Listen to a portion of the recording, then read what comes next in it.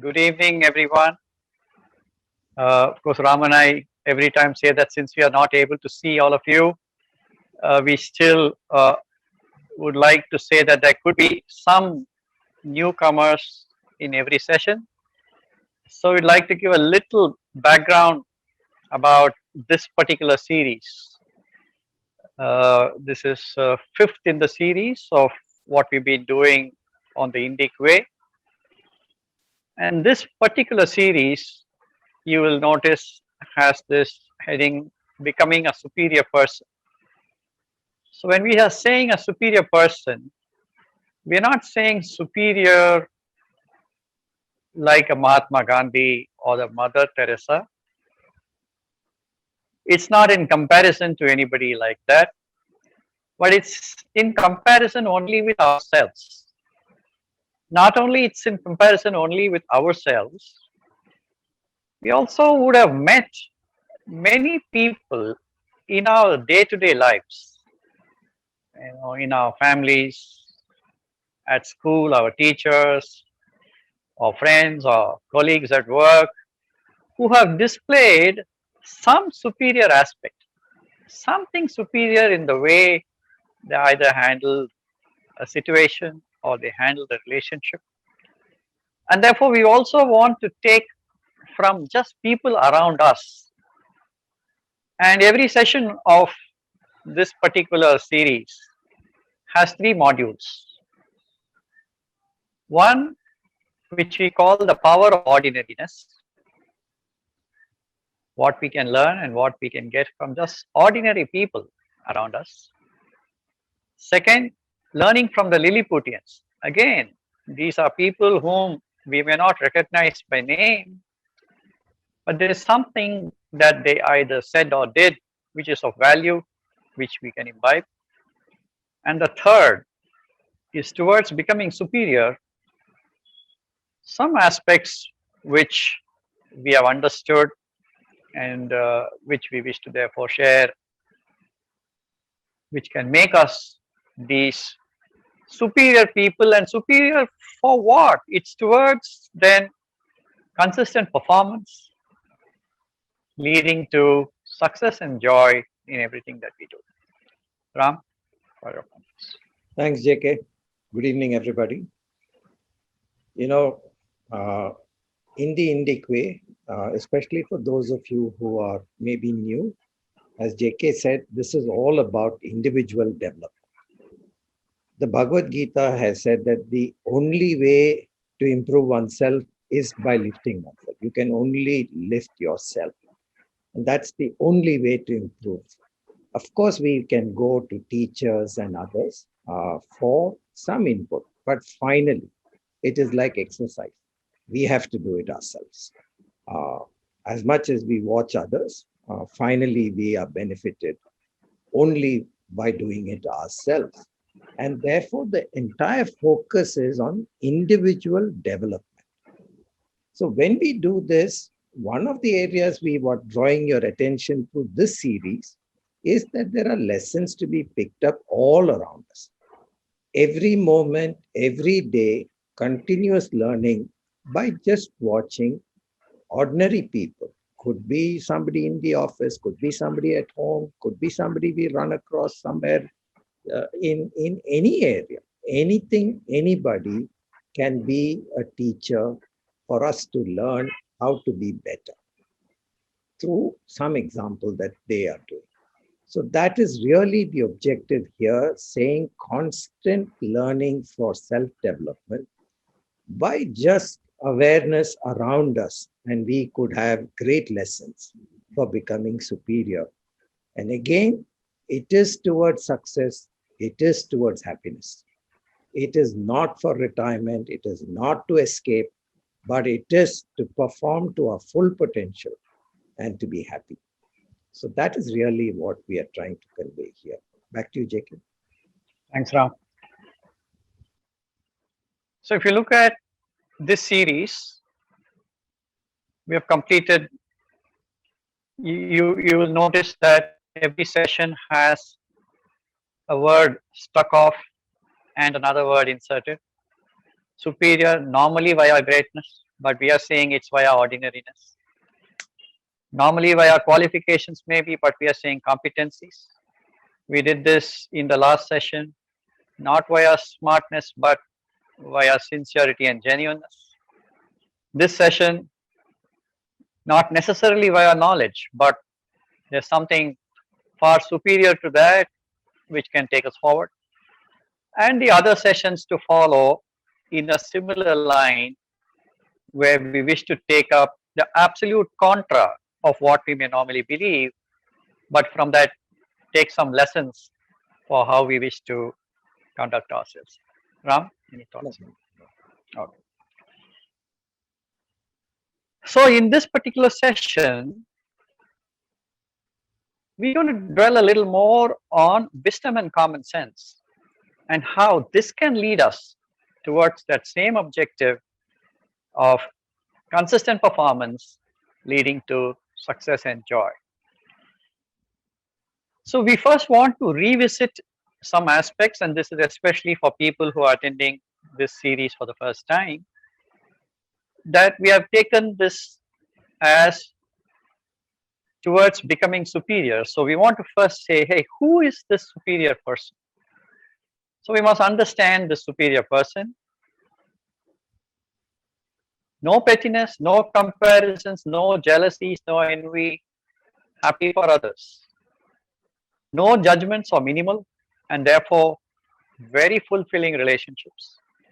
No expectations or minimal, and therefore nothing surprises or nothing angers in all the twists and turns that we go through life.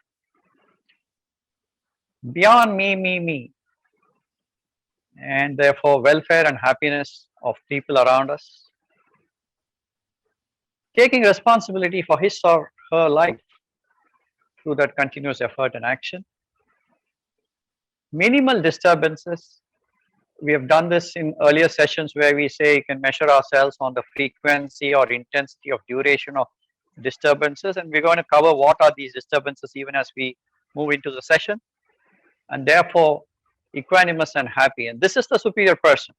And this is a superior person, again we are repeating, this superior person is not a Mahatma Gandhi, not one Vivekananda, not one Ramana Maharishi, not one Mother Teresa. It's people like us. It's people like us whom we have met, we have interacted with, we have seen. They may not be this all the time. None of us need to be like one sage or one rishi or one Mahatma. But they would have been like this or displayed this at some aspect, some situation and something, and that makes them superior. Ram? Next slide, after that. Yeah. So we have covered again, we are revisiting this. So the objective is becoming superior. So the logical question is, hey, how do I become superior? And we have taken two aspects, that we can become superior based on two different tracks. One is, what do I need to let go? And this happens in everything. In everything, if we wish to build, like if you want to build physical muscles, maybe you need to let go fat and then you need to build muscles. So there will always be two components, which what to let go and what to acquire. And we are referring to what we need to let go as the orders of the mind, and those who have attended our earlier sessions will know we took the reference to the order because we understand the body much better. We took the parallel saying, hey, you know what, anybody affected by bad breath or body odor, and therefore these odors exist. If you are a human being, the odors exist. I need to do something about these odors to get rid of them. And we took the parallel. Similarly, there are odors of the mind. These are negative emotions, mainly anger, anxiety, fear, the ego, expectation, wants and needs, likes and dislikes, a judgmental nature, a self-centered nature. Now, some of these affect performance, some of these affect relationships. So we are always wanting to make sure that the odors of the mind are addressed, and this is what we mean by what to let go. And similarly, muscles that we need to build. and we call these the Indic muscles. We're going to delve deeper into one of these today, which is acceptance, action orientation, building positive emotions, taming the manas and ahamkara. We did a thing on the ego last session, building the buddhi. Now, each of these are muscles. These are muscles which we have, and they certainly assist in becoming a superior person and towards success, joy, events, and relationships. To summarize, therefore, two tracks: what to let go, what to build. Ram? So as we look at becoming better and better every day, it is a journey. Therefore, not to expect miracles, but regular daily improvements. That's really what we are saying. So one of the things that you'll see here is reduces disturbance.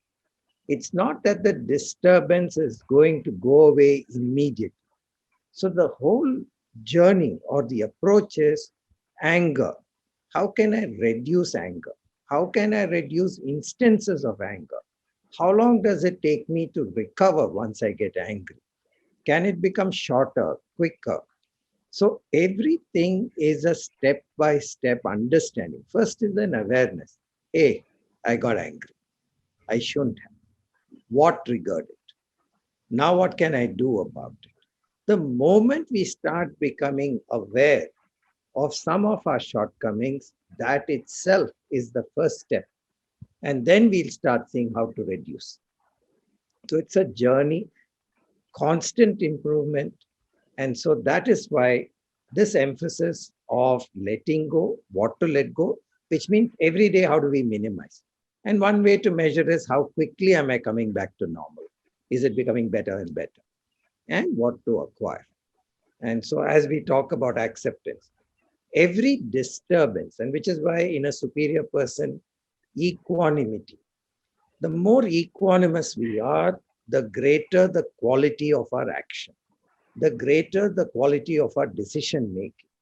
And therefore, how do we get to be more balanced, more objective, so that the quality of our decision making, the quality of our relationship, everything is far better when we are equanimous. So that is really what we are saying, how to let go, how to acquire. It's a journey. Be aware and see how we are moving ahead. JK? Thanks, Ram. Now, in every session, we have also taken some of the wisdom from different people. In session 1, we shared with you some wisdom from Confucius. In session 2, we had some lovely statements from Cicero, statesman of the Roman era. And in the previous session, we took from anonymous sources, but wonderful lessons for us to keep in mind. And for this session, we wish to share with you 10 lessons for life from Einstein. Again, these are amazing. See, whenever we think of people like Einstein, maybe we think great scientists and therefore very, very knowledgeable in science. But they are wonderful people too. And they've been through life, and therefore their own manner in which they engage with life are the lessons that Einstein wishes to share with us.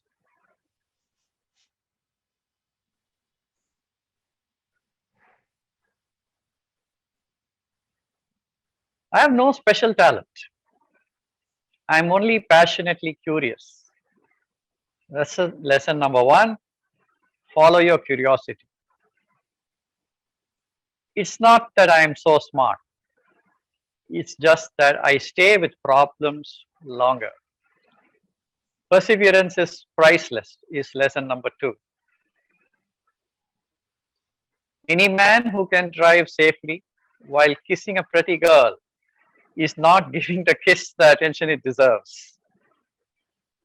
So you can imagine, therefore, you're driving one arm around a pretty girl, and then this is Einstein's own experience probably, and he says, if this is what you're doing, then the kiss certainly didn't get the attention it deserves. Lesson number 3, Focus on the task on hand. One task, which is the focus. Imagination is everything. It's the preview of life's coming attractions. Imagination is more important than knowledge. I really like this one, and we're going to connect up a little later during the session. Cultivate imagination. It's powerful. Lesson number 4. A person who never made a mistake never tried anything new. And therefore, don't worry about mistakes. Make them, but learn from them. Lesson number 5. And never think of the future. It comes soon enough. Be as present as possible in the present. Live in the moment. Lesson number 6. Strive not to be a success, but rather to be of value. Ram, you have shared this with us during many sessions. Lesson number 7. Create value. Success is secondary. Insanity. Doing the same thing over and over again and expecting different results. Lesson number 8.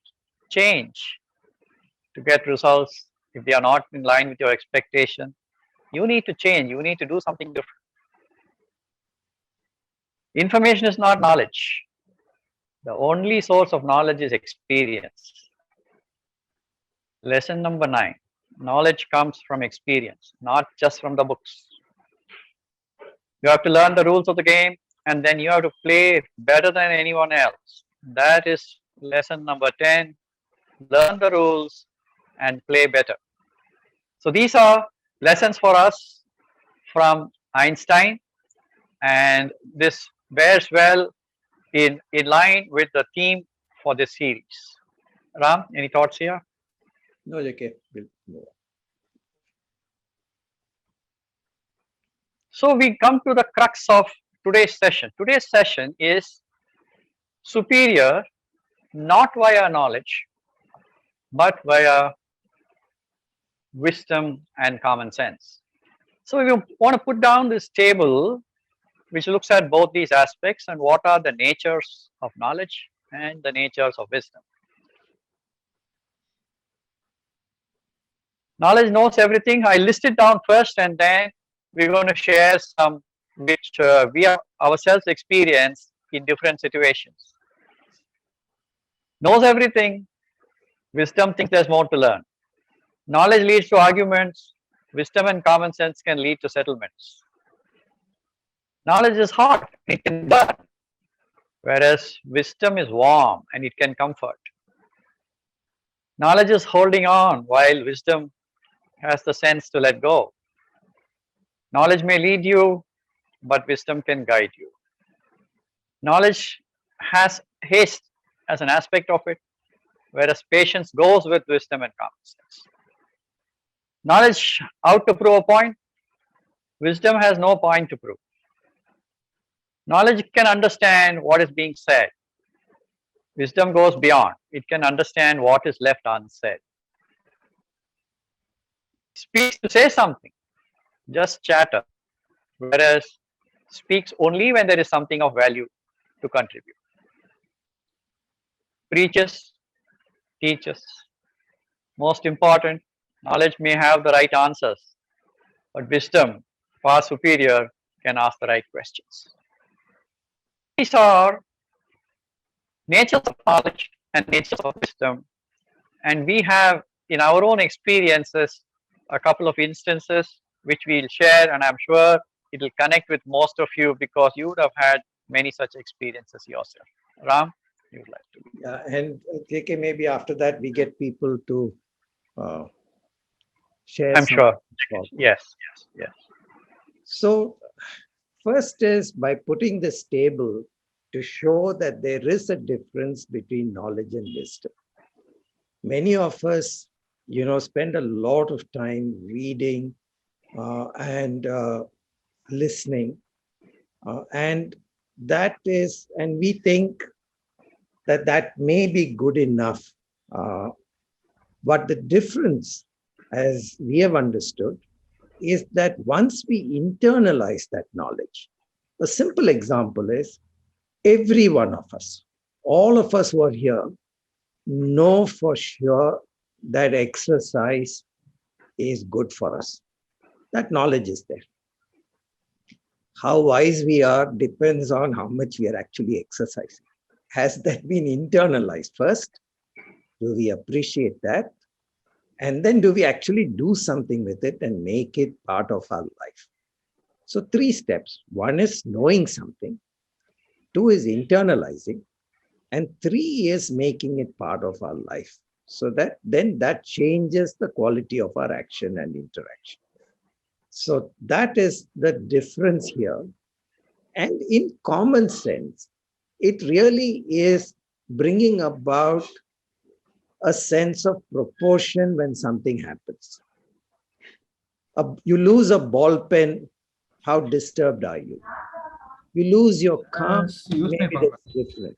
That sense of proportion in the wisdom, in a situation, how do you approach something? Just using things like this adds a little flavor to wisdom, that is common sense. Things that we do almost intuitively. So as we were preparing this, I was reminded of an example of leads you and guides you. Part of my studies in the course, we had to do a summer project. I had done chemical engineering as my undergrad. And so I assumed that even in my MBA, I needed to kind of connect my management to my engineering. All of which went when I got my job. But at that point in time, I looked for an engineering company to do my summer project. And so I landed up somewhere in Bihar in a chemical plant living on campus in an industrial town. Nice experience. But here I am, 8th batch, 1972, one of the first few MBAs, thinking rather highly of my knowledge and my general superiority coming into this plant in Bihar. And so 8 weeks I had. Somebody said, go examine some project, some process. So for 6 weeks, I was very busy. I was sharing some space next to a gentleman called Prabhu. And this is 1972, and I still remember his name. And at the end of 6 weeks, I was already thinking, now how do I present this? How do I put together this? What is the best? This grade was important. So how do I do spiral binding? What color? What font? All that kind of stuff. Thinking I was busy and doing something. Prabhu one morning called me and he said, hey, I'm seeing you very, very busy. What exactly are you trying to do? So I told him, summer project, I've told you long ago, etc., etc. So he said, what have you done? So I was explaining some process, this, that, the other. He said, yeah. I understand all that. What problem are you actually trying to solve? Do you know what problem you're trying to solve? That was the only thing I had not thought of. I had thought of everything else. Like a headless chicken, I was running around trying to do so many things, including what a spiral binding and where can I get that spiral binding? And he said, define the problem. You will then find ways to look for solution. But the first thing, define the problem with clarity. Most of us do not define the problem. From then till today, I remember his name because he guided me in the way to think. All the others had told me, let me go there, check this, go there, do that. This was a true guide who actually brought me back to earth, got my feet on ground. And even today, I remember that before I jump into action, I pause to see what problem am I trying to solve. Once I know what problem I'm trying to solve, then maybe I'll be able to bring resources, ask help, whatever. So that was one example I thought maybe relevant here. JK, back to you. Thanks, Ram. Again, I'd like to share with you, Ram and I were part of an organization called Computer Point, mid 1980s, between 1985, 1990, that sort of a era. Ram was the MD and CEO. I was vice president looking after a couple of things, operations, and for a temporary period, I was also responsible to handle the finances of the company. And so I got invited to a board meeting. This was maybe 2, 3 years after the company had started.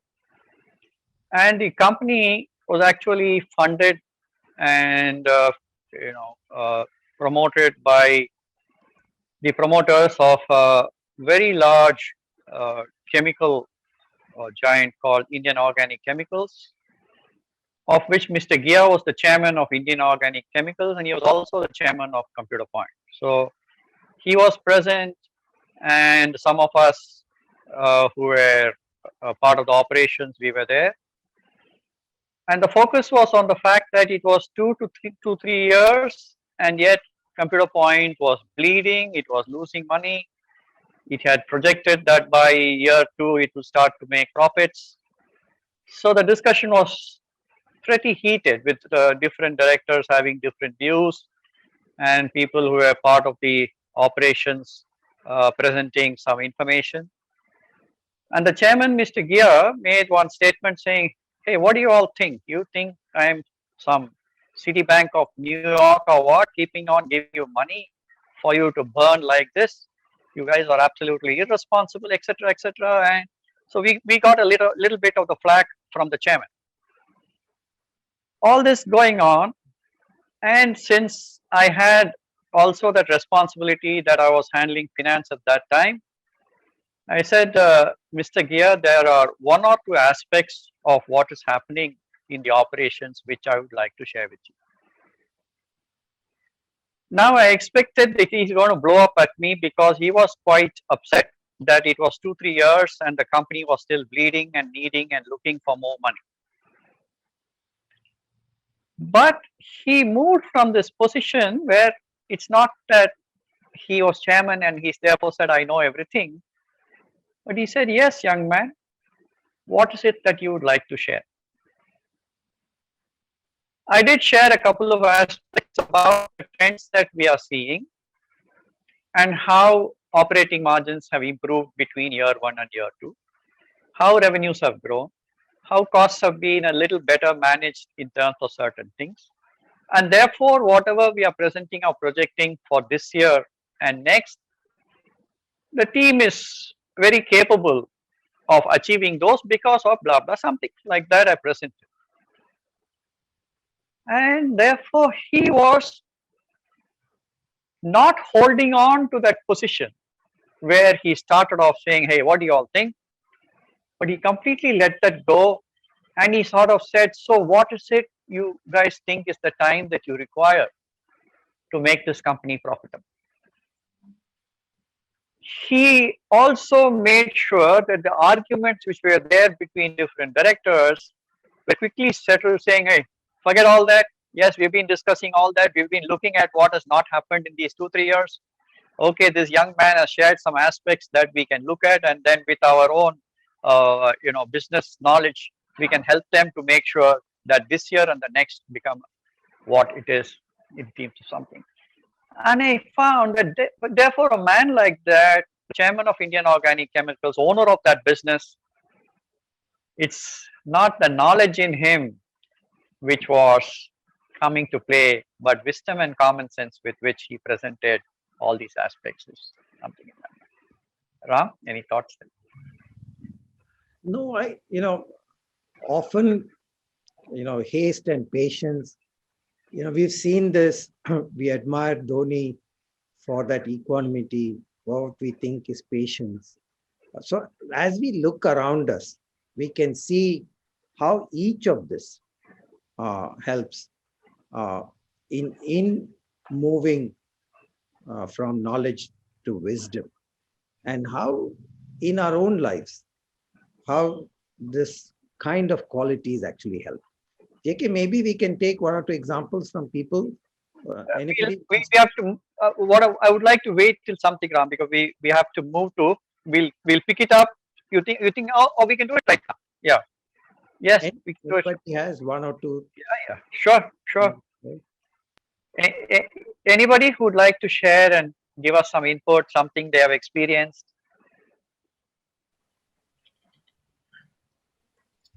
Am I audible, JK? Yep. Yeah, Kiran. Okay. So if you permit me, may Yes, I? Yeah. Please Okay. go, please.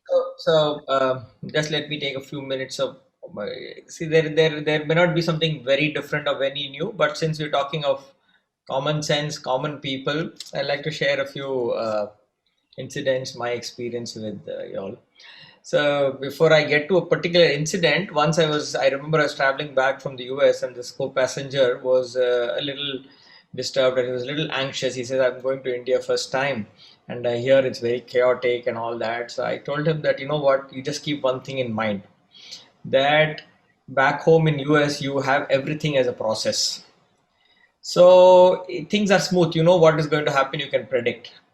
But in India, it is different either due to lack of infrastructure or whatever. We people are used to taking decisions every moment. We use our discretion for everything, where to cross the road, which wall to use as a toilet, how much the autofill is going to charge us. So for everything we are using discretion. There is, so it may appear as if there is no process in this chaos, but don't worry, nothing will go wrong to you. I think as a community, for whatever reasons, that's why we have this thing great jugaad in India. We keep on using our common sense or our ability to use discretion, and we keep beating the system. So I just thought I'll mention this. Coming to a specific incident, so I also got into IT after I did 6 years of pharmacy education. I realized that I was not cut out for being in manufacturing. I mean, so against everybody's advice. Yes, Viren, this particular thing, I'm going to invite you specifically to share that episode. So I want you to hold on to this which you shared with me, Okay, and you can share that just a few slides down because I'm going to invite you at that time. all right. So I just tell you one of the things which which Ram also touched upon, and I made it uh, what should I say rule of my life, and I shared it with all the leaders in the organization. I said, if you're doing something every day and it is part of normal work, then don't consider it in your mind as if you did something that day. The day you take I mean, your day, you've done something if you've taken a new decision and you've implemented the decision. So push yourself to take some decision every day. It may go right, it may go wrong, because if you're not taking a decision that day, no problem. You've worked hard and all that, but you've not done something new. So for that, you have to use your wisdom, you have to use your common sense, take the decision. And it is almost now what, 25, 30 years since I was in that business. It's a very large business. IT staffing, such a large business. But you will be surprised / amazed to know that still there are no processes for that business. It is the backbone of the entire IT industry, IT staffing, contract staffing, whatever you call it. There are still no processes which runs that business. So everybody who comes into that business is coming with indigenous idea, their own processes. So it is a phenomenal space for me to have gathered so many different aspects, convert them into acceptable processes, and the base of everything was we still have to take a decision to create something new, something that will work. Yep. Thanks, Viren. Thanks, Viren. So let's move on with the session to say that this is the table between knowledge and wisdom.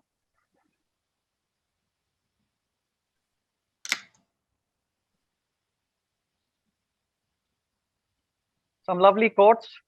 The difference is that knowledge basically is thoughts of other men that we hold on, whereas wisdom is only when we are listening to our own mind.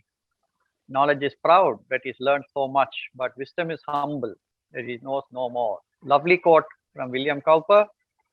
Common sense is not so common. Wonderful thing from Voltaire.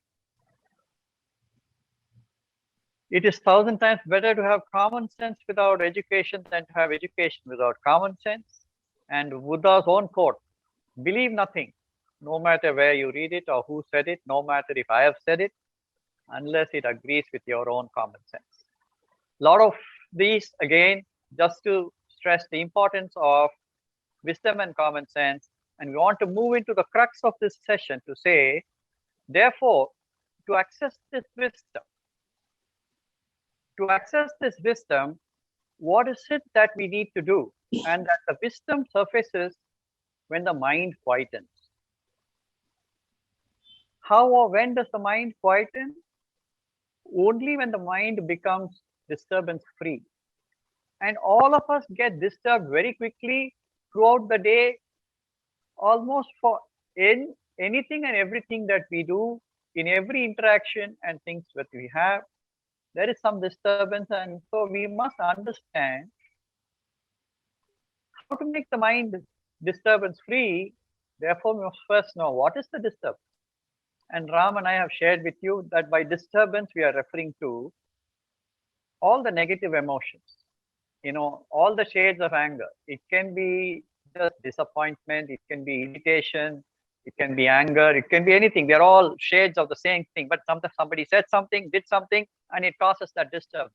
So it's anger, anxiety, fear in some form. That is what is the disturbance. That is the one which disturbs our equanimity. We are happy, joyous, somebody said something, broke something, and the mind gets agitated. So that is the disturbance we are referring to. What causes disturbances? To a large extent, we're going to take two examples right now. What causes disturbances is the expectation. And we have taken the example earlier that somebody goes early morning to attend a business conference, goes to the airport and finds that the flight is delayed. And therefore, he starts yelling and screaming at the airline staff, wanting to say, hey, what is this? How can this happen? I better be put on some other flight. You guys are blah, blah, blah, etc. So the expectation that the flight is going to be on time, and when it is not there, causes the disturbance. And therefore, how this disturbance surfaces. What causes disturbance? When an expectation is not met or an unexpected event happens. And therefore, we want to move from these and then move forward to saying, hey, what do we do in that situation? But Ram, anything here in terms? Yeah, so like we said, first is an awareness that I'm disturbed. Second is that this is an external thing, not meeting something, not expectation, whatever it is, something outside our control, something outside that has happened that causes this disturbance. Moment we realize that and we are aware of it, that itself will start us starting to cool down a bit. So I think we just need to start being aware of ourselves and how, whether we are getting angry, we are getting disturbed in any way, just that awareness of our own equanimity, what happens. Second is, we are not perfect yet. That's a journey. We are looking forward to getting there someday, hopefully. So as we move towards that, how quickly do we come back to being non-disturbed, undisturbed, to the previous state? And how can we improve? If it took half an hour, is it taking 25 minutes now, 20, etc.? So that is another way to encourage ourselves to start moving in reducing the time to recover. So these were two things that might help. Yes, Ram. So Ken, we'll take it up just after I finish the next one, because there's one continuity. Then we'll certainly take up your question. So I want to make it very simple. And when we are talking of disturbances, we want us to relate with day-to-day normal things that we do. This is not once in a life sort of a thing, or this is not one great particular occasion which we are talking about, but normal day-to-day things. And so the disturbance, the mind is on, hey, how did it happen? Okay. Why did it happen? how could it happen? Why did you say or do that? How could you or he or she or they say or do that? If you go through things, normal thing, okay, coffee is cold, so I tell my wife, hey, can't you even heat it? Then how can you say that?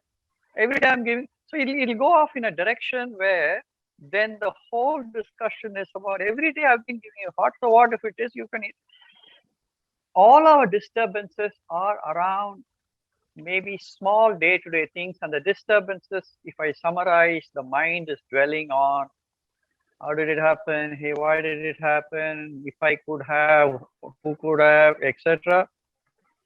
And I want to cover what I call aggravation. So it is not only it's dwelling on this, adding oil to the fire is, hey, I told you to say that or to do that, but you didn't. I told you not to, but you did. You should have, you shouldn't have, if only you had. So all our disturbances are around how did it happen, why did it happen, etc. Whether it's anything somebody said, and you dwell upon it and you amplify it by all these thoughts. This is the disturbance, and this is the continuation of the disturbances. And we are still saying it is on day-to-day things that are happening around us. Ram and I have taken this example of a coconut falling on a car. So Ram, maybe you can continue on that and then pick up on this. So I know that example was to say that if the coconut had fallen on our neighbor's car, what all advice, how calm and cool we are when the coconut falls on our neighbor's car. And we'll talk about how he should now think about calling police, putting a net around, whatever. We are calm and cool. But by chance, that coconut, instead of falling on the neighbor's car, had fallen on our car. Oh boy, what happened to that equanimity? What happened to that calm and cool advice? That has gone out of the window. I want to go chop that tree down now. I want to chop the neighbor down now. Anything and everything. We've lost control. And so the question is, how do we kind of take stock of this? Start minimize. These are all external stimuli. We are not Buddhas. Therefore, again and again, I'm saying first is an awareness. I am disturbed. What is causing? Till we calm down, we cannot think of a solution. We cannot think of what next, which is why keep on repeating to ourselves. Am I aware that I'm disturbed? And how do we start getting more and more aware? And then how do we let go of this event and then move to what next? Then we start thinking of solutions. We cannot think of a solution if we are in the problem itself. And we are so disturbed by, and one of the things that happens all the time to us is, why should it happen to me? And why not to somebody else? Why me? And it lasts forever. So that is what. First is an awareness, and then we start minimizing, and then we think of what next. Yeah. So Nesamani will take your question now, and that way. Saurav, can you unmute him, please? I think he can unmute himself. He should be able to unmute himself also. Ken, have you unmuted? Sir, I've tried unmuting him.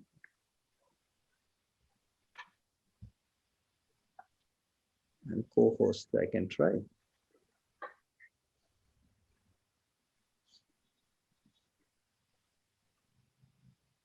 Yeah, can self-unmute. Yeah, we can unmute. Yeah. Nesamani, try to unmute yourself. Yeah. Yes, sir. Yeah, please.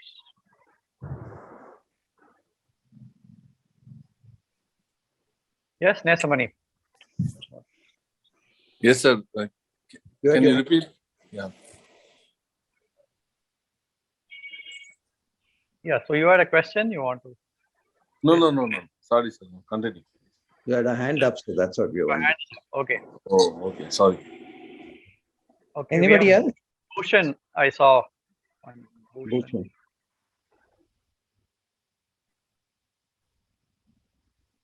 Anybody? Or okay. If it was by error, we'll continue, and you could still ask your questions at the end.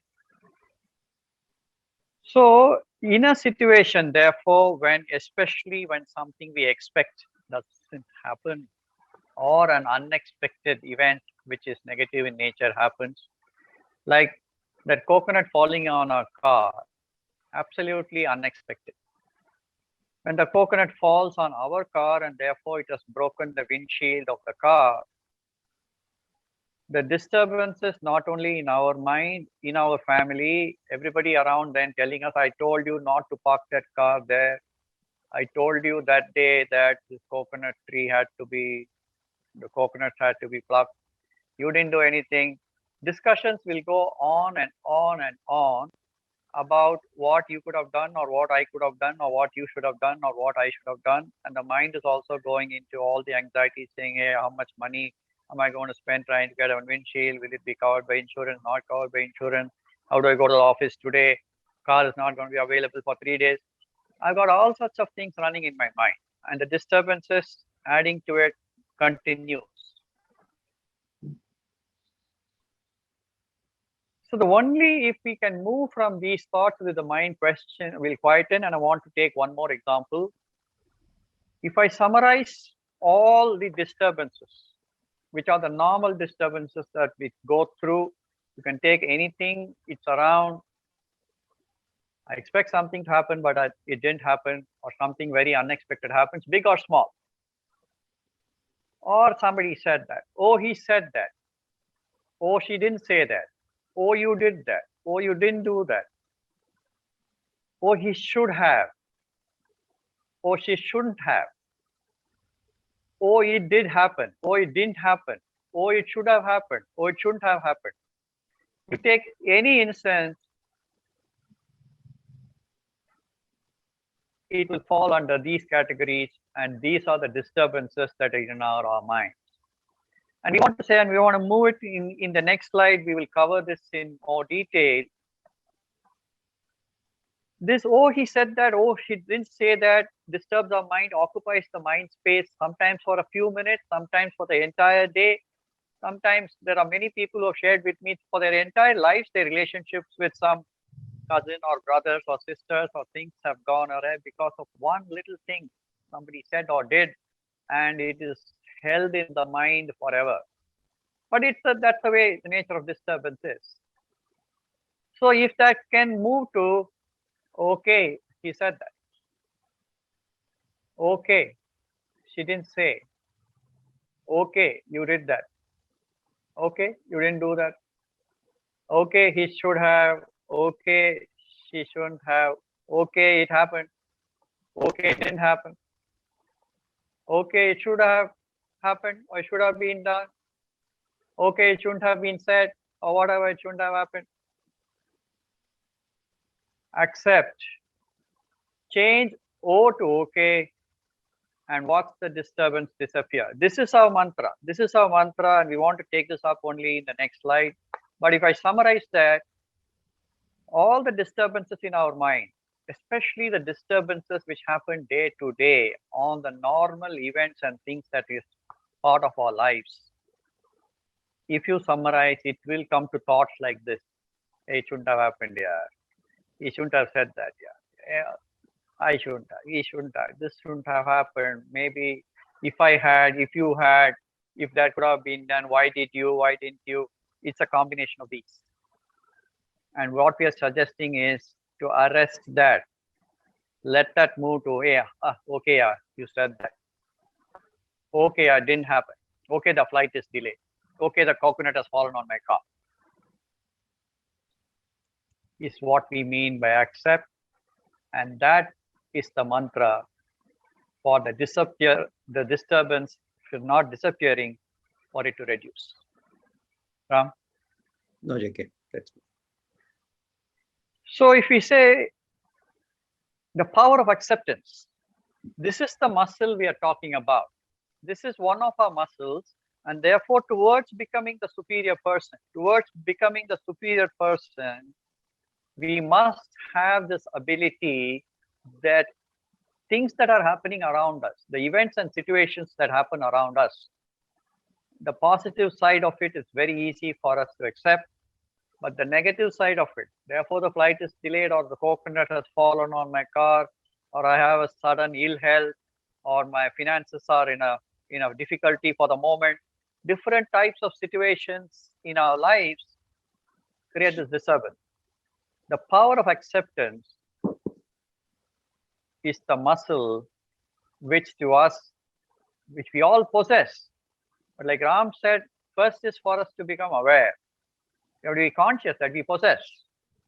Then we must do something to say, yeah, I wish to cultivate that muscle. And how do I do that? So for us, this acceptance, changing O to okay. Yeah, okay, the coconut fell on my car. It doesn't remove anything from what I need to do, but it removes the disturbance, it removes all thought. It's an acknowledgement of the reality. If I say, hey, okay, we are having a loss, it does not mean I am forever in that loss situation or I'm in the negative situation, but I'm only facing that reality. I'm not saying it's my fate that I should suffer the loss. I'm only saying it's an acknowledgement of the reality. It's not that it's my fate. Fear fades when facts are faced. I'm only saying, yeah, this is what it is. Yeah. Because of that, changing O to okay, watch the mind quieten. Watch the mind quieten.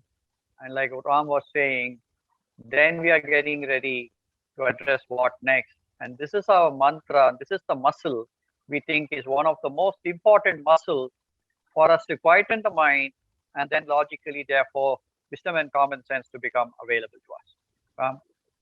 So one of the big concerns each of us has when we talk about power of acceptance is this second point here, that is not, it's our fate. It's not a passive acceptance, saying, oh my God, this kind of nonsense happens to me all the time. Oh, what is my fate? I don't know what's written on my head, on my palm, all that nonsense. So this is not a passive surrender. An acceptance of reality is very different from surrender. It's an assessment. And moment we start saying, hey, there is an issue and there is an assessment of that issue, that situation, that relationship, then we start figuring out what can we do to improve it, what can we do to better it. So it is an awareness, an acceptance, an assessment, and then moving to what next. So many a time it is mistaken to be a passive surrender. That is not what it is.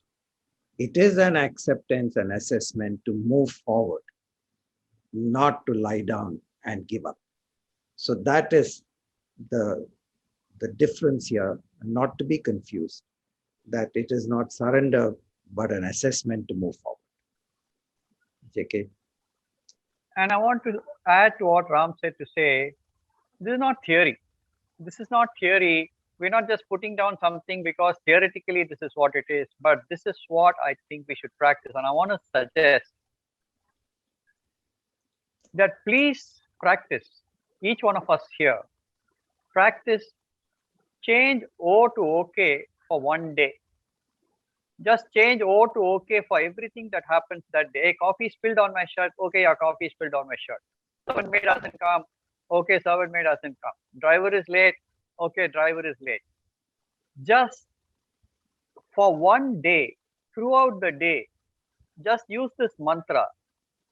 Everything that happens which may cause a disturbance, just say, yeah, okay, okay, you are late. Okay, you didn't finish the job. Okay, something happened. Keep saying okay for one day. Observe what happens, and I would like people to share this with us in the next session to say, this is what we tried and this is what happened.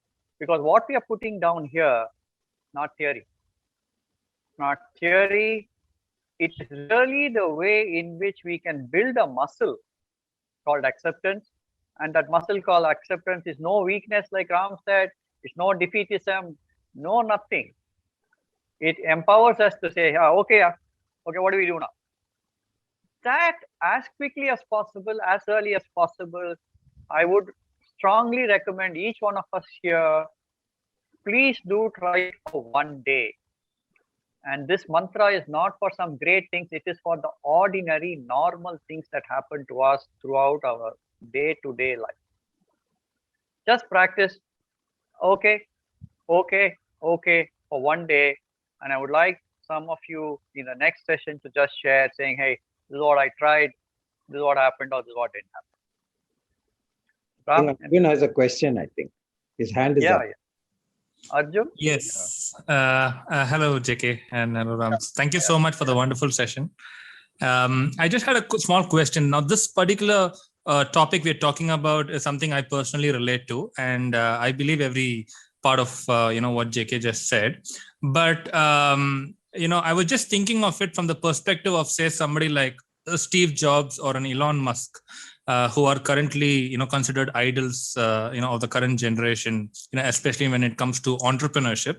So they are not known to be people who quieten their mind or would say, oh, okay, if some disturbance comes to what they think should happen. So how do you differentiate between when to act aggressively and when to act quieten your mind and act treating that equanimity with its due balance? So Arjun, this is a good question. I think Ram has answered this on multiple sessions, but I'll just start it off. Maybe Ram can add to it. That this O to OK is only my internal way of looking at moving to what I need to do next with all the aggression, nothing removed from it. The O to OK. Now, if I'm continuously agitated, because we know about Musk and Jobs only from, again, documents, may not have had the opportunity to interact with them. What I do next will have that same aggression, same orientation towards getting done or towards achieving objectives. The O to OK is not one resigned faith saying, hey, it doesn't matter if no sales happen. Doesn't matter if nothing happens. It's not that. I only acknowledge at that time, hey, sales hasn't happened this month. I'm no more disturbed that sales hasn't happened this month because I can't do anything about it because the month is already over. But the mind is equally active, as aggressive to achieve and saying, okay, what do we do now? So that's what I would say, Arjun, is that in this approach, it is not one sadhu, one anything is okay. No. It's that, okay, so that agitation goes up from the mind. And the mind is fully empowered and think to say, okay, now what do we do here? We'll double the sales this month. Okay, let's go. What do we not to do? It's a very active and fully focused thing when the mind disturbances are removed. That's Thanks a lot, Jake. Just to clarify quickly, two things. One, it is a bit dangerous to assess people based on what we read about them. Good PR agencies are there. So and if we change our behavior based on PR of others, that's the thing. We just be a little more careful. But more importantly, as JK said, I'll give it to you from a personal example. In 99, we started, in 90 something, we started the first private internet company in this country. We were told by the banks that we don't know what is internet, you're a startup. So some little money we raised. We didn't have capital available in this country for building the company the way we wanted to. One, we could have said, okay, let us limit. Call you for Is Saurav, somebody please put them on mute if you don't mind. So very quickly, we said, all right, we're not able to raise capital. One could have been surrender, make it small, make it whatever it could be. Two, where else can we get capital? And this was the first internet company from India to list on NASDAQ. And so it was definitely aggression. It was the right aggression. So nothing of acceptance means surrender. It is to get clarity on what next. So check, reality check as we call it, and then what next. So not surrender. It should not be mistaken to be losing out on action. Thank you. That's clear. I think that's a pitfall that many might, be subject to when they try to quieten their mind. But I think you've made it perfectly clear now. Thank you. Welcome. JK, move on. Okay. So this is the essence of what we want to say, that this is a muscle we have. Develop this muscle. It will quieten the mind, get you ready for what next, and that what next can be very, very energetic and focused for high quality action. So now let's move to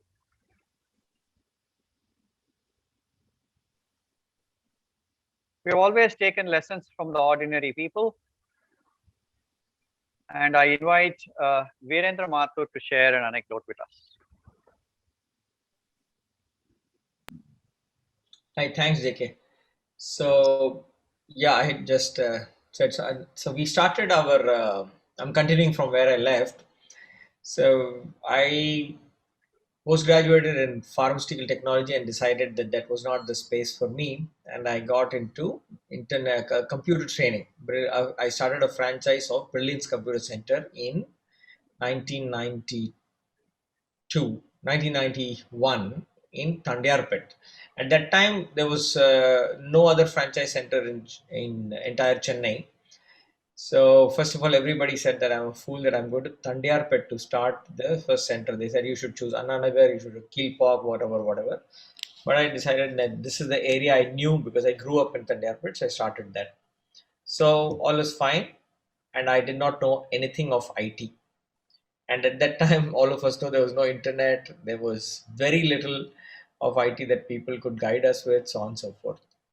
So after we started having the session, so when it came to actual programming, I realized that the faculties, who were all very young, and but they knew more than me, they had more knowledge than me.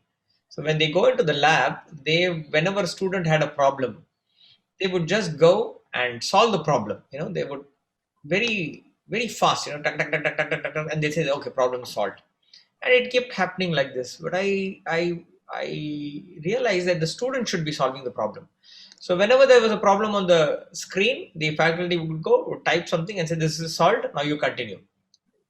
So I, in my own understanding, brought this up to the head office. I said, look, the faculties you're sending are very smart, but they're not encouraging the students to solve the problem, they are solving the problem. Everybody was young, that time IT industry average age would have been whatever, 25 or something. They say, yeah, we look into it, but nothing happened. So I tried to make a rule that, okay, in the lab, none of the faculties will touch the keyboard. Faculty is very agitated. They say, you don't know anything, you don't have any IT knowledge. But anyway, things were going on. Then I made another rule. I said that, look, I have read that people say people should write programs. Why are you not writing programs? You're not typing it. So what we'll do is from tomorrow onwards for the lab, all of you will have to write your programs. All the students will write their programs on paper and the faculties will have to check. Again, the faculties revolted. They said, no, this is all rubbish. We've never done like this. We have not trained like this and all that. So I said, no problem. I will stand outside the lab for every batch. I will check whether they have written down. Now, I cannot understand it, of course, but I'll just check physically whether it's written down. And I will exchange the papers. So student A will type in student B's program.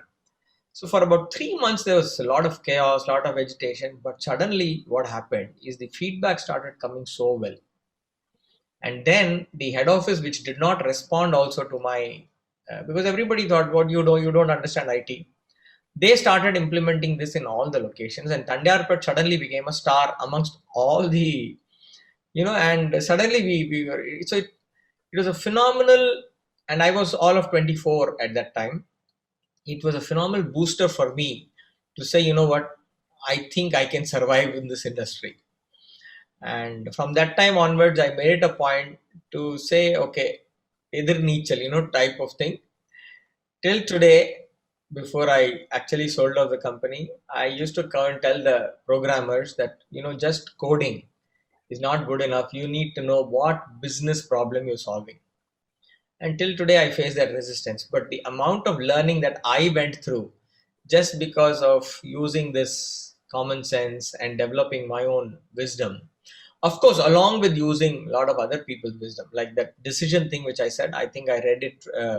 It was Shivnadar's quote somewhere that all of us should only take decisions every day. And when I started taking my decisions, 20 decisions, 18 would go wrong. Now 20 decisions, 18 go right. And that is the single propellant of growth. So having given you this incident, I would also like to give you some very simple wisdom which I think I have gathered from academia.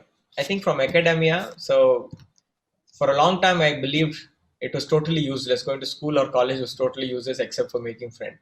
But there are two things which I gathered from academia. One was the concept of timetable. I tell everybody that if it is not on your timetable, it will not happen. So anything that you need to do, you have to physically put it in your timetable. And the second thing was the record book concept, that we all are driving towards results. Today's economy is result oriented. Today's management is result oriented. But I think the record book, if people will recall that we used to have, what is the aim of this experiment? What is the material required? What is the procedure? And what is the observation? And then comes the inference. And most of the time in the labs, majority of us would never get the required inference, the required results. The lab assistants will tell us what it is. So I think this entire approach to business itself has helped me phenomenally. What is the objective? Like Ram mentioned a few minutes back. What is the problem we're trying to solve? And then the most fundamental thing, what are the knowledge and the apparatus required? And then, of course, a detailed procedure. And then the observation, which in business we can call as reviews. And then at all inference, if at all it is of any importance, it is only to reset the objective. So these are two tools which I wanted to share with you. And at the last but not the least, I'll also share with you, because you are mentioning the let go and acquire point. So 3 attributes which I would want to share with you: criticism, sympathy, and appreciation. These are 3 things which all of us come across so often.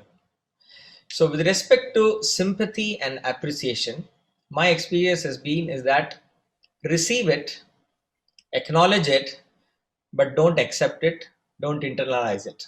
If you internalize sympathy, if you really accept it, then you bring yourself lower, because you start believing, oh yeah, na pavam, ennala mudiyala, circumstances were wrong. If you accept appreciation and internalize it, there is a certain amount of arrogance or ego which comes in, which will pull you down somewhere. With respect to criticism, you may accept it, you may receive it, you may not receive it, you may fight it, whatever, but please internalize it, accept it, because that is the single vehicle which is going to drive you ahead. So yeah, this is what I thought I'd share. Thank you so much, Viren. Thank you so much for those inputs. So I wish to share one anecdote where this was maybe 1997, 98, 99. During that time, Chennai had a water problem. Summer was very, very bad. Severe water problems. We were a joint family sort of a system in a large house, many individual units within that. And I was this great fellow, this engineer, MBA, great executive in all these large companies. So I said, no problem. I'll make sure that one borewell is dug overnight. So I had access to some of the office people who said, hey, here's a contractor who can make sure he'll come, because nobody was willing to come. Everything was in high demand. Every house wanted a borewell, and therefore the borewell digging equipment and those contractors were in great demand. I somehow got through to one guy and he said, sorry, come tomorrow. This is the place. You get it done by evening. I want that borewell done. So I was this great executive, like Viren was saying, taking all these great decisions, quick decisions. Okay, enna amount, okay, no problem, all that sort of thing.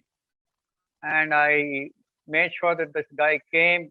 I left one office assistant close to make sure if there's any problem, call me, etc., etc. This guy landed with his equipment. So I said, you make sure that it is done, and then you do whatever, and by the end of the day, I want it done. And I pushed off to the office. Now, I have an elderly aunt. She must have been 77, 78 at that time, but she was still running the house. She was still running the house, very capable. And so I got to know all this later because she called me and the contractor called me. But she obviously told the contractor, okay, what are you going to do? Where are you going to dig? And he told her, Illama, in the place, near the wall between this and the next house, my diviner has come, and with his rod, he has identified that this is where I'm going to dig. And so she asked him, what did sir say? Sir said, you somehow finish and go. She said, you hold on, don't do anything. So she called me on my mobile phone. And she said, look, what is it that you have done? You've just brought some person, you've told him something, and you've gone away. And that person thinks he's going to dig someplace. And in that same place, just on the other side of the wall, do you know, our neighbors tried to dig a borewell last month and they got no water. So what are you trying to do? So I told the contractor that if you dig here and if there's no water, we won't pay you anything, and you have to dig again all over the. Now, just after that call, this contractor called me and he said, "Enna sir, unga amma indha mari soltanga, all that blah blah, I came, etc., etc." I said, hold on now. I said, then whatever she has told you is valid. You must be confident that if you dig there, you will get water. But she's telling you the next door neighbor just on the other side of the wall didn't get water. So if I were you, please look for another place. So he got the diviner again. They looked all over the compound. They found one more place, and that's where they dug. And all I want to say is that therefore all my knowledge, all my superior thing was nothing compared to my aunt's native wisdom and common sense, which had kept track of what was happening and questioned that person to say, what are you doing? Where are you doing? Why are you doing? And it helped us to make sure that really at the end of the day, there was a borewell where we got water. The power of common sense. So the learning from these discussions, superior not based on knowledge, but based on wisdom and common sense, and it asks the right questions. Like Viren himself said, it's just asking the right questions, and from a mind that is quiet but active. Therefore, request all of you to share some of these aspects, and we would like to feature 2 of these in every session. So please do reach out to Ram or myself. Our email IDs have been circulated, but otherwise I'll ask Saurav again to send our email IDs or phone numbers. So we want inputs from each one of you, which is what will make this whole thing rich. So that is superior among the ordinary. We've asked this, so if any one of you have done this, please do share your experience. And I want to move forward. Learning from the Lilliputians. This is module 3. So module 1, we already covered how to become superior. Module 2 was superior among ordinary people and therefore the power of ordinariness. And then learning from the Lilliputians. Here's a lovely video we found. Again, is it knowledge or it's something else?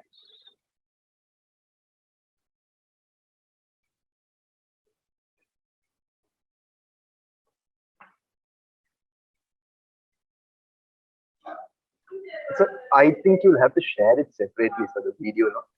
It will come.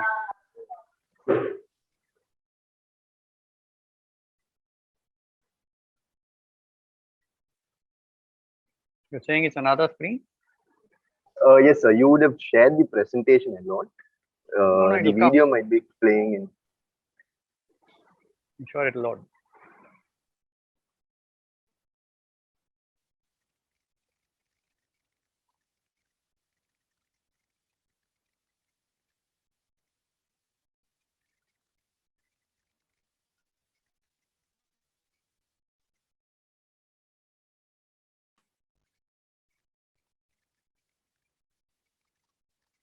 Okay, we are able to see only the PPT, not the video. You're not able to? Okay. Let me switch over. So you'll have to share the screen that's playing the video. Should I stop the sharing? Or Yeah, is you it a can new share? stop share probably.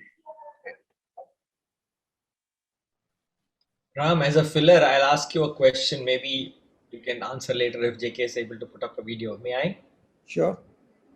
So one of the problems that I have faced is wisdom also works as it puts a wall against trying out new things. Knowledge and wisdom keeps on telling us what is the right way to do things. And then we are resistant to new things. So, when I talk to students, I tell them that you have the power of inexperience. So you have an open mind, you can try whatever you want, which I have also experienced. That now I would not have done many of the things because I know the right way of doing them. So sometimes wisdom plays as a blockade to trying out many new things. So that is why I think JK, when he spoke in the beginning about this chairman, who for us was a very senior person,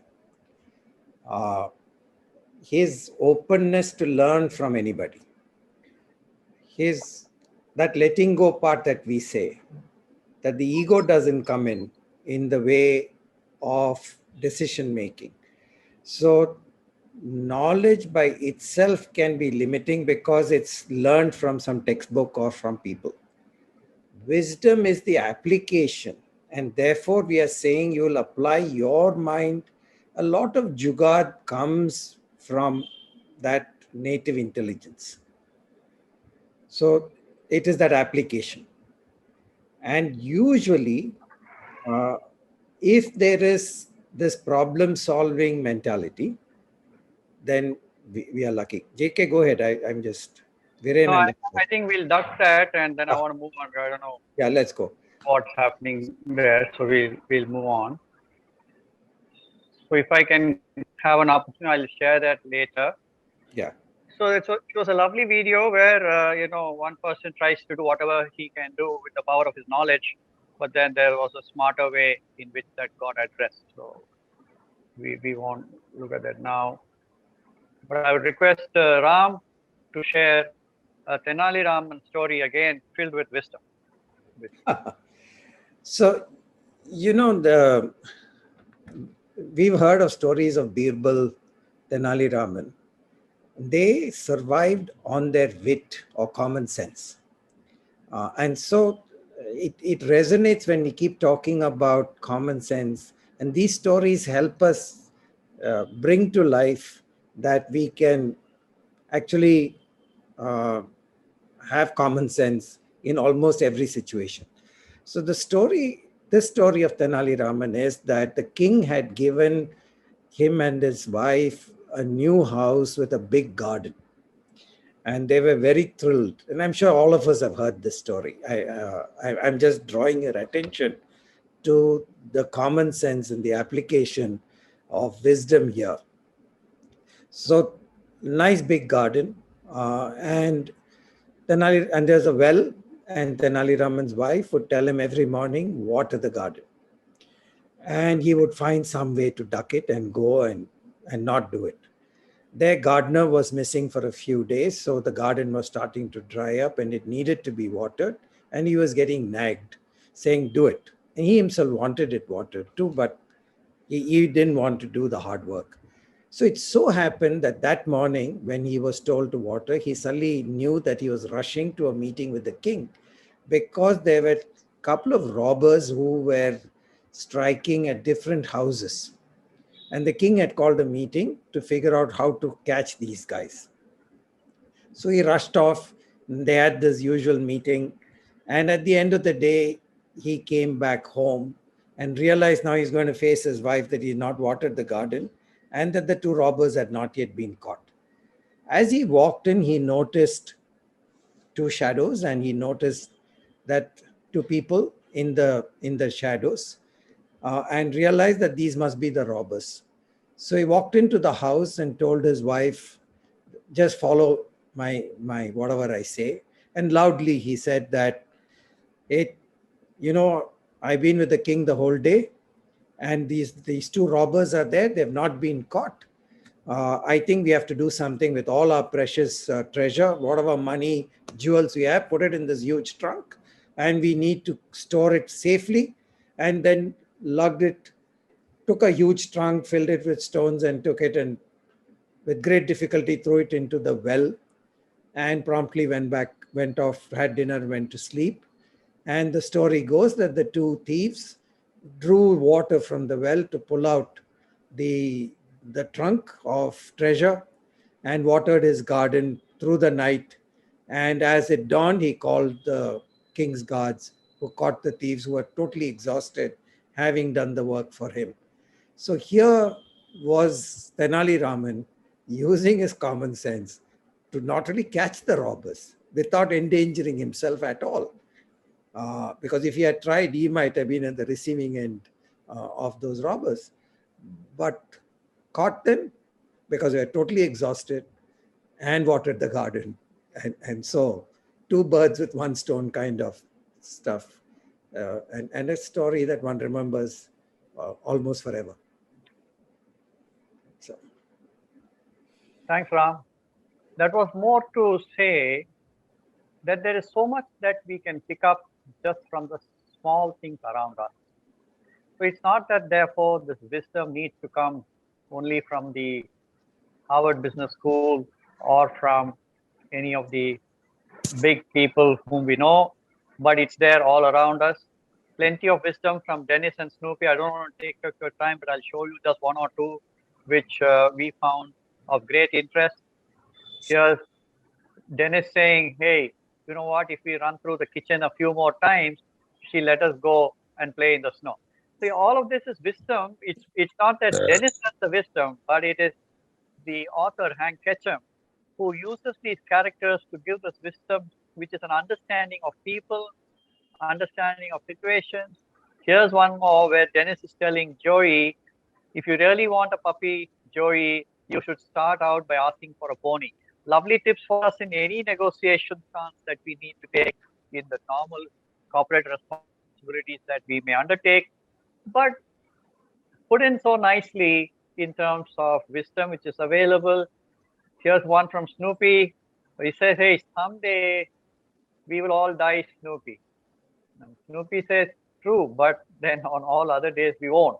It's an approach to life. So all of these lovely little things which are wisdom available from just small things, people around us, and that's what we wanted to bring to your attention and say that agitated minds fail to find a solution.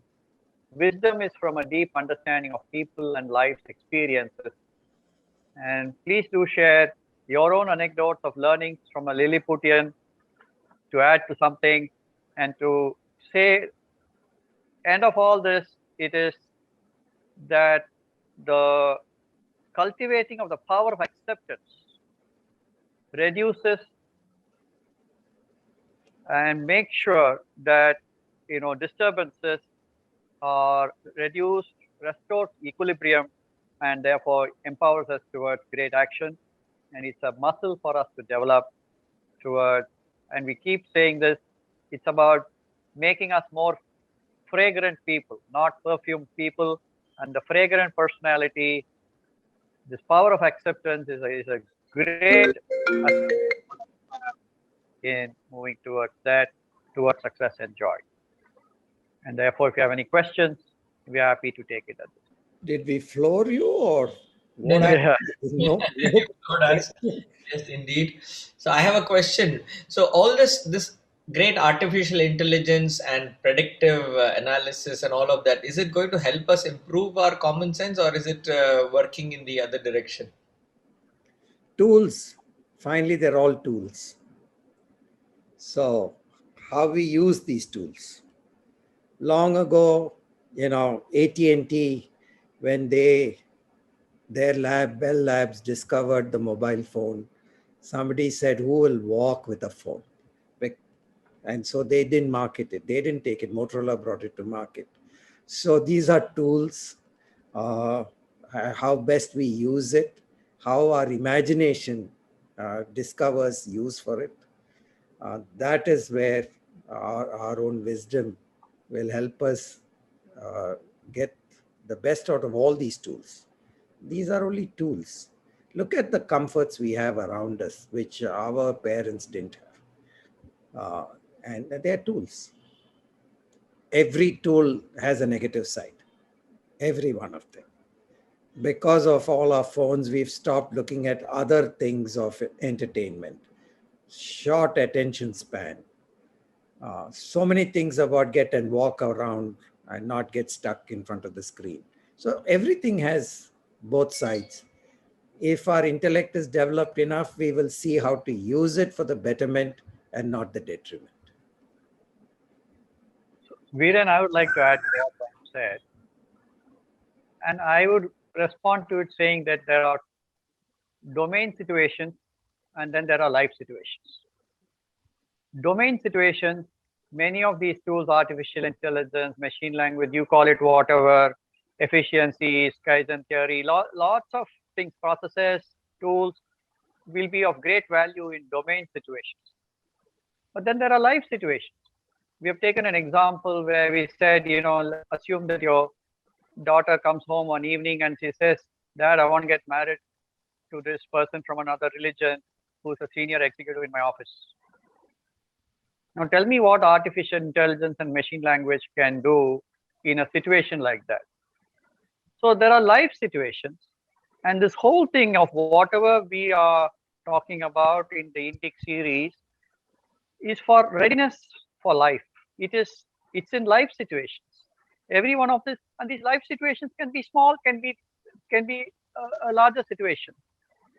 But we therefore feel aspects like these are still of great value to us in our journey of life.